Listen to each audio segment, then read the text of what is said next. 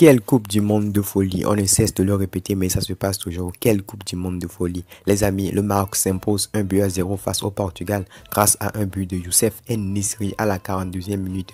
Le Portugal est éliminé de la Coupe du Monde. Cristiano Ronaldo et ses coéquipiers sont éliminés de la Coupe du Monde. Qui l'eût cru? Dès le début de cette Coupe du Monde, on vous dit que c'est le Maroc qui va éliminer le Portugal en quart de finale de Coupe du Monde. Voilà, c'est ce qui s'est passé 10 décembre 2022. Première équipe africaine à accéder aux demi-finales de la Coupe du Monde. Il s'agit bel et bien du Maroc. Félicitations et bravo à tous les Marocains. Maintenant, on va parler du contenu. Le match n'a pas débuté sur une folle intensité, mais tu vois, dès le début que le Portugal a décidé de prendre des choses en main, de dominer le match.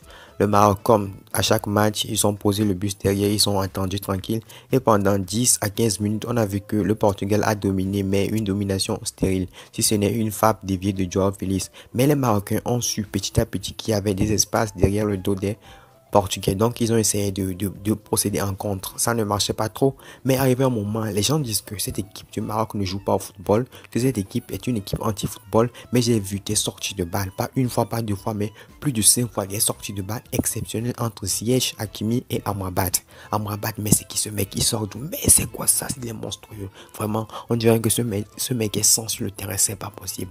Même à la 80e minute, le mec, malgré tous les efforts qu'il a fait durant le match, il arrive encore à faire des percées, à casser des lignes. Il arrive encore à casser le pressing de l'adversaire. Il arrive encore à faire des récupérations. Vraiment, Amrabat, c'est un joueur très important. C'est l'âme de ce Maroc-là. C'est vraiment intéressant. Il m'a beaucoup impressionné. Donc, le Maroc a vu qu'il y a des largesses offensives du côté des Portugais, mais ils n'ont pas su profiter parce qu'il y avait manque de réalisme. Il y avait de déchets dans la dernière transmission.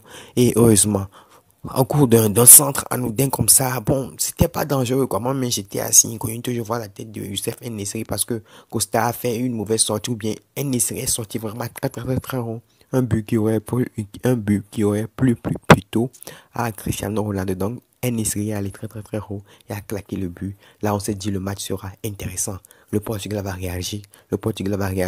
Ils ont fait entrer Ronaldo. Ça a formé le duo Ramos, Ronaldo, mais ça n'a rien donné. Le Portugal a poussé, rien du tout. Voilà ce que ça a donné. Le Maroc s'est qualifié pour cette Coupe du Monde. On attend ce que ça va donner entre la France et l'Angleterre, car ça sera l'adversaire potentiel du Maroc. Peu importe ce qui va se passer, le Maroc a déjà réussi sa Coupe du Monde. On est fiers de cette équipe du Maroc. C'est très fort ce que le Maroc a fait. Mais quelle Coupe du Monde de folie. Le Brésil est sorti, la Belgique est sortie, le Portugal est sorti, l'Allemagne est sortie, l'Espagne est sortie. Que des grosses nations. Ce soir, on va voir quelle grosse nation va encore sortir. Soit c'est la France, soit c'est l'Angleterre. Mais je pense que la France va passer à cause de son attaque de feu. L'Angleterre aussi a une attaque de feu, mais je pense que la France va l'emporter. Les amis, si vous avez apprécié le contenu, lâchez le pouce bleu et abonnez-vous si vous n'êtes pas encore abonné.